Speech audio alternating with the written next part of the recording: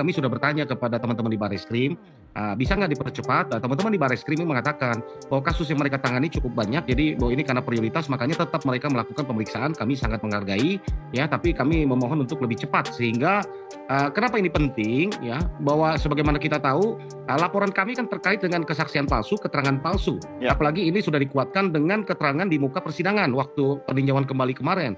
Ya, tinggal diuji saja, ya, oleh Barreskrim Mabes Polri, karena ini tidak perlu menunggu putusan PK. Kenapa kami katakan tidak perlu menunggu, Mas Doni? Ya.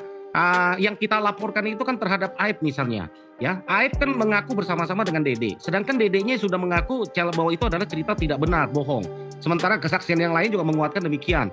Saya berpikir dengan pengakuan Dede bahwa apa yang diceritakan oleh Aib dan Dede waktu tahun 2016 lalu, dan saat ini Dede mengatakan itu bohong, artinya ini sudah ada dua versi. Tentu Mabes Polri ini harus segera menindaklanjuti. Kemudian dugaan penyiksaan, penganiayaan dilakukan oleh Aibtu Rudiana saat itu, ini juga tidak perlu menunggu putusan dari PK. Kenapa? Karena dugaan penyiksaan ini kan sudah terang benderang, sudah pernah diperiksa oleh kode etik, ya, Mabes Polri, kepolisian pada tahun 2016 lalu yang sudah menyatakan, dan juga ada dua lembaga, ya, baik itu lembaga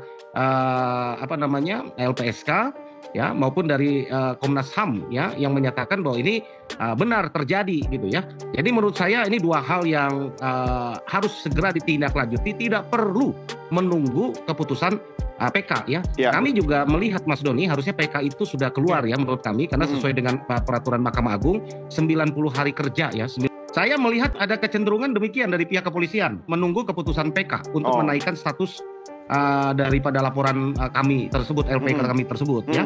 Kami melihat ada kecenderungan demikian. Itu sebabnya kami selalu mendorong bahwa dua yang LP yang kami sampaikan, bahwa terkait dengan laporan dugaan penganiayaan dan dugaan memberikan keterangan palsu, ya, pelakunya kan dua, Aib dan Dede.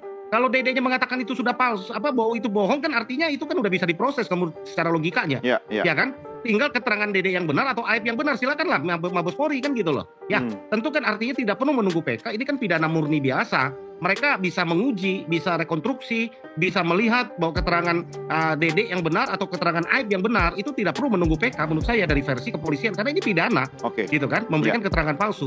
Ya, bahwa saat itu malam itu Aib dengan siapa, Dede dengan siapa, rekonstruksi saja, gitu kan, buktinya apa, handphonenya, percakapan mereka bagaimana, ya, mereka bertemunya di mana. Menurut saya mudah sekali, gitu kan, untuk ini dari kacamata kami dari penegak hukum sebagai pengacara, ya. Ini menurut saya ini mudah sekali karena ini pidana umum.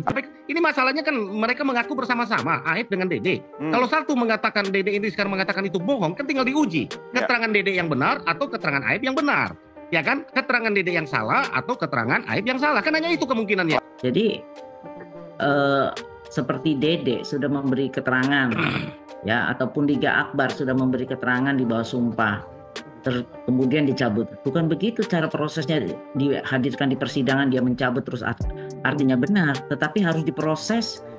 Dia Dedenya diproses dulu dalam proses memberi keterangan palsunya, dan kemudian dia menyatakan bahwa keterangan palsu itu kemudian disidangkan dan dia divonis bahwa dia memberi keterangan palsu dan dihukum bahwa dia memberi keterangan palsu, itu disuruh oleh Aib atau disuruh oleh Rudiana. Baru itu fair, baru itu prosesnya, bukan orang-orang cabut-cabut sembarangan datang di persidangan karena dia nggak merasa kena proses hukum, ya. Semua orang bisa mencabut. Jadi harus diproses benar dalam persidangan pencabutan itu. Dilaporkan dulu Dedeknya, dilaporkan dulu Liga Akbar, dan satu lagi siapa, Teguh siapa tuh yang memberikan proses hukum. Itulah yang menjadi novum bahwa memang dia memberi keterangan palsu dan disuruh oleh siapa yang memberi keterangan palsu. Ini kan nggak ada prosesnya. Jadi orang tidak ada sanksi hukumnya, ya bicara boleh-boleh saja di bawah sumpah. Kita nggak tahu sumpahnya bagaimana. Jadi itu tidak bisa harus diverifikasi, audit dan validasi. Dan novum itu bukan bahwa dia dulunya bicara A terus sekarang bicara B, itu jadi B-nya itu jadi novum, tetapi novumnya berdasarkan putusan yang mempunyai kekuatan hukum tetap. Itu pendapat saya. Dia harus proses pencabutan itu kan berarti kan sekarang dia bilang itu tidak benar waktu saya memberi keterangan di persidangan. Sehingga dia dilaporkan dulu, diproses dulu, dihukum dulu. Dan siapa yang menyuruhnya? Jadi, waktu dia memberi keterangan palsu itulah dihukum. Dan bahwa dia memberi keterangan palsu itu putusan yang inkrah. Yang ingin saya sampaikan apa yang disampaikan Bu Elsa. Ya prosedur secara formil itu secara normal mungkin bisa diterima secara akal sehat tadi. Kalau kita menyatakan sesuatu itu salah kan tentu harus dibuktikan dulu yang benarnya yang mana dan itu harus ada putusan pengadilan, itu betul. Saya tidak membantah itu ya bahwa itu harus diproses. Tapi berangkat dari pengalaman Sengkon dan Karta tahun 1974 ya. Ketika Sengkon dan Karta itu dituduh membunuh keluarga Haji Sulaiman pada tahun 1974, lalu Sengkon dihukum antara 12 tahun dan 7 tahun dengan Karta. Ya, ketika mereka menjalani di lapas, datang masuk Gunel. Ya, Gunel ini ya yang mengaku membunuh Haji Sulaiman dan keluarganya. Ya, berdasarkan informasi itu, ya. Sejarah ini mencatatkan, nyampailah kepada Ketua Mahkamah Agung. Ketua Mahkamah Agung mengambil sikap mengeluarkan, ya, setelah mereka meyakini itu betul, ya, melepaskan Sengkon dan Karta dari hukumannya, ya, maka tahun 1981 lahirlah lembaga PK, ya. Saya berpikir hal yang sama ini terjadi. Memang ini ada hal hukum yang luar biasa. Baik. Kalau itu kita tempuh dulu, Mas Doni, itu saya rasa sampai nanti beranak cucu kita, ya nanti, ya cucu kita menikah dan punya anak lagi cicit itu. Kelihatannya nggak akan selesai kasus ini dan mereka kesian sekali ada di dalam. Kenapa kami sandingkan peristiwa Vina dan Eki ini ibarat dengan peristiwa Sengkon dan Karta tahun 1974 yang lalu? Ini hampir mirip, Mas Doni, ya, bahwa pada saat diproses di 2016 yang lalu, semua saksi, semua fakta mengarah bahwa ini pembunuhan dan pada 8 ya orang, masih 7 terpidana di dalam masih seumur hidup di dalam itu adalah pelaku pembunuhan dalam peristiwa Vina dan Eki. Belakangan semua saksi itu adalah mencabut dan mengatakan itu tidak benar dan mereka berani menyatakan itu di bawah sumpah, di pengadilan peninjauan kembali di PN Cirebon, ya, yang artinya bahwa mereka tahu konsekuensinya kalau mereka salah, ya, bahwa mereka melakukan itu dengan penuh dengan kesadaran dan belakangan kami cocokkan dengan fakta yang ada dan ternyata memang itu kelihatannya menurut kami bahwa itu bukan pembunuhan. Menurut saya dalam keadaan pengaku bahwa pelaku yang dituduh bersaksi mahkota seperti Dedek mengaku bahwa itu cerita bohong, ya, peristiwa penting ini terjadi sekali lagi oleh karena karangan, ya, cerita dari Aib dan Dedek, yang Dedek hari ini menyatakan itu tidak benar. Kalau Dasar mengatakan itu tidak benar kan menurut saya ini kan keadaan genting yang harusnya tidak perlu berlama-lama, ya, walaupun saya nggak mengatakan bahwa tidak perlu melalui proses hukum. Toh kami sudah lakukan karena kita orang hukum bahwa kita harus menghargai putusan yang sudah ada, inkrah yang ada, ya. Menurut saya tidak ada alasan bagi Mahkamah Agung. Apalagi keterangan Dede yang mencabut keterangannya itu diiyakan oleh Liga Akbar karena persidangan 2016 lalu yang melihat dan mengiyakan peristiwa pembunuhan itu salah satunya Liga Akbar. Sekarang Liga Akbar menyatakan tidak benar dan sumbernya sama. Dia menyatakan bahwa diarahkan oleh seseorang sama seperti Dede yang bersaksi klop satu. Yang kedua adalah bahwa peristiwa malam itu para terpidana mengaku menginap di rumah kontrakan Pak RT. Para saksi saat itu tidak berani mengatakan melihat bahwa bersama-sama dengan para terpidana ini ada di rumah Pak RT. Dan sekarang mereka mencabut, itulah yang disampaikan Prof. Elsa tadi, ada Teguh dan kawan-kawan, ya, ada Okta, ada Pram, ya. Nah ini mereka saat ini berani menyatakan bahwa itu cerita bohong, bahwa betul malam itu mereka sebenarnya bersama-sama. Ya, kemudian ada fakta baru bahwa ada yang melihat bahwa peristiwa itu adalah sebenarnya kecelakaan, yaitulah Ismail dan Purnomo, adik yang sedang menongkrong di jembatan Talun.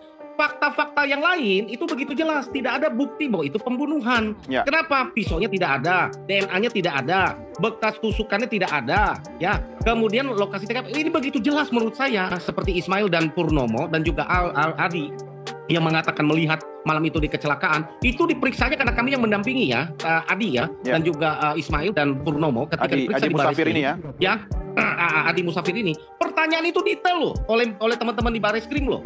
Tujuan dia duduk di sana, ngapain, dari mana, sebelumnya dari mana, terus ngapain, nginepnya di hotel mana, bersama dengan siapa, jam berapa, beli makan di mana, lalu ditanya lagi korek dengan keterangan yang lain sesuai enggak. Jawabannya sampai konsisten. Hotelnya, Mas, Ya, sampai hotel dari Ismail ditanya, kenapa kamu nginepnya di hotel situ? Kenapa nginep di hotel sana? Kamu jalan ke sini? Kamu dari mana? Itu detail, Mas. Menurut saya teman-teman Mabes Polri ini sudah ahlinya lah. Jangan ngajarin bebek berenang. Kalau menurut saya kepada teman-teman di Mabes Polri. Gitu. Kenapa kami berani menyajukan? Selain pengakuan mereka, kan dicocokkan kan dengan kondisi TKP, barang bukti yang pernah dihadirkan. Kami ini bukan kita rekayasa ya, sesuatu yang sudah pernah dihadirkan. Ditambah dengan kesaksian bahwa itu nggak ada pembunuhan, maka kami yakin kami membuka alternatif. Ini loh, ada yang melihat ini kecelakaan. Terserahlah Mabes Polri dan juga Mahkamah Agung yang menilai yang kami hadirkan itu kredibel atau tidak gitu loh, Mas. Ya, baik. Semua kasus tidak bisa ada dibanding-bandingkan ya. Apalagi kasus Sengkon dan Karta itu 74 itu sebelum ada KUHP. Karena kejadian itulah dibuatlah KUHP, di mana kepolisian itu saat ini lagi ya sudah ada perangkatnya, ada Propam, ada Irwasum, ada pengawasannya, ada Kompolnas dan segala rupa itu komplit untuk melihat, mengawasi pekerjaan penyidik ya. Berbeda dengan pada waktu itu. Dan karena belum ada KUHP. Kemudian juga ada jaksa pun mengawasi prosesnya, bagaimana buktinya, ada P19 sampai akhirnya P21 ya, penyerahan fisik tahap kedua. Kemudian di persidangan pun tidak lagi, sekarang semua sidang itu bebas, tidak boleh dilakukan pemborgolan dan segala rupa, dan bisa menjelaskan bebas dan bisa mencabut keterangan di persidangan. Ini modernisasi dan kebebasan ini sudah berbeda sekali pada dari zaman Sengkon Karta, dan faktanya kan semua terdakwa itu mencabut keterangannya di persidangan itu, di perkara nomor 3 dan 4 itu mencabut. Berarti kan ada kebebasan, karena dia mencabut, akhirnya didatangkanlah saksi verbalisan. Ini adalah suatu bukti pengawasan terhadap jangan sampai terjadi kasus-kasus yang rekayasa. Nah, karena itu sekarang sampai di PK, ya kita tunggu putusan PK itu. Bagaimana putusan akhirnya kita tunggu. Kemudian juga masalah saksi-saksi yang saya bilang harus dilakukan verifikasi. Kan waktu itu saksi-saksi itu kan dari kepolisian diverifikasi dengan dikonfrontir dengan saksi-saksi yang ada, kemudian di audit, divalidasi, itu baru benar. Dan kemudian yang kasus yang khusus untuk pencabutan keterangan itu tetap harus dalam proses. Kalau aturan hukum itu tidak bisa dilewati dengan alasan tunggu cicit dan cicit segala rupa, tetapi kan harus bahwa apa yang menjadi novum itu adalah bahwa dulu dia memberi keterangan palsu, sehingga dia harus diproses dulu memberi keterangan palsu, dan jika yang menyuruhnya ada sekaligus apakah pelakunya maupun yang menyuruh itu kan mendapatkan hukuman yang sama. Bahwa ini proses ini silakan saja. Ini kan proses masih lidik, yaitu klarifikasi. Ya. Jadi kita belum tahu apa yang akan terjadi nantinya. Kan belum, masih lidik, masih klarifikasi. Ya. Kemudian ketiga, kita masih menunggu putusan PK. Jadi kita tunggu saja putusan PK, kan semuanya sudah berjuang. Dari timnya Pak Jutek sudah berjuang luar biasa, dan saya juga sudah menonton dan kami juga sudah melakukan sesuatu yang sesuai dengan fakta. Dan masalah mereka menginap di rumah Pak RT, saya ulangi lagi, tidak pernah menginap, dan saya sudah lihat sendiri ruangannya Pak RT dan juga kontrakannya. Sebelum mereka mengaku pernah menginap di sana, 2 hari sebelumnya sudah ada orang yang mengontrak, jadi rumah itu terisi, rumahnya Pak. Dan tidak terbiasa anak-anak muda nginep di rumah Pak RT, rumah itu kecil. Jadi kita perlu klarifikasi dulu, perlu pembuktian. Ya. Saya ingin melawan lupa tadi adalah saya ingin menceritakan bahwa novum yang kami hadirkan itu banyak sekali, bukan hanya soal saksi yang mencabut keterangannya pada tahun 2016 lalu, ya, ada keterangan-keterangan baru, ada saksi-saksi baru yang belum pernah dihadirkan. Pak Mega dan Widi, itu handphonenya sudah kita ekstrak, itu yang nggak bisa dibantah, ya, jam yang diduga terjadinya pembunuhan yang dilakukan oleh 7 atau 8 terpidana itu adalah hal yang mustahil, tidak mungkin terjadi, karena pukul 10.14 mereka masih berkomunikasi, ya bahkan 10:10 ya 22:10 mereka bertelepon, ya artinya sedangkan 22:30 itu jenazahnya mereka sudah tergeletak di talun. Itu kunci. Kemudian hal yang lain, ada pemilik warung, ada saksi, begitu banyak saksi yang tidak pernah dihadirkan ya, termasuk yang melihat itu kecelakaan dan yang lain, itu cocok berkesesuaian ya dengan kesaksian Mega Widi, lokasi TKP, jam kejadian, barang bukti yang dihadirkan. Dengan mencabutnya para saksi, kami yakin ya 100% ya bahwa mereka itu adalah tidak bersalah, dan bahkan peristiwa ini adalah kecelakaan ya. Kami sudah pada kesimpulan yang berani ya, total demikian, oleh karena kami sangat meyakini dengan bukti fakta yang sudah kami hadirkan ya. Jadi Bapak Ibu sekalian pemirsa, mari kita kawal terus, kita cari menang-menangan seperti yang disampaikan Bu Elsa tadi, Bu Titin ya. Kita mencari kebenaran, mari kita kawal ya, apapun yang diputuskan oleh Mahkamah Agung ya kita hargai. Ya menurut saya fakta dan persidangan yang sudah kita hadirkan cukup banyak ya. Saya hanya sampaikan kepada Bapak Kapolri segera dipercepat proses pidananya, karena ini tidak ada terkait dengan proses PK seperti yang kami sampaikan, karena kami melaporkan ada dugaan penganiayaan, kami melaporkan ada dugaan saksi palsu, oleh karena dari 2 orang ada salah satu yang mengaku bahwa itu tidak benar, berarti kan nggak mungkin gitu kan. Nah gitu. Itu Mas Doni. Baik. Terima kasih.